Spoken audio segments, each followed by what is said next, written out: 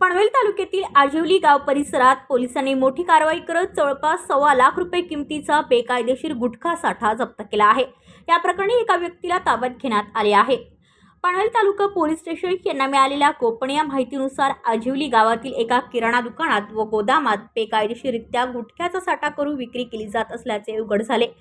Police निरीक्षक गजानन घाडगे यांच्या मार्गदर्शनाखाली पोलीस पथकाने छापा टाकून आरोपी राम सौदागर सहदेव भगत वय वर्ष 65 याच्याकडून विविध कंपन्यांचा केशरयुक्त पान मसाला जप्त केला। या प्रकरणी भारतीय न्याय संहिता 2023 तसेच अन्न सुरक्षा कायद्यानुसार गुन्हा दाखल करण्यात आला असून पुढील तपास सुरू आहे। पनवेल तालुका पोलिसांच्या कारवाईमुळे बेकायदेशीर गुटखा विक्रेत्यांमध्ये खळबळ उडाली आहे।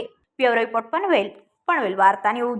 आपल्या परिसरातील बातम्या आमच्यापर्यंत पोहोचवण्यासाठी स्क्रीनवर दिलेल्या क्रमांकावर संपर्क साधू शकता।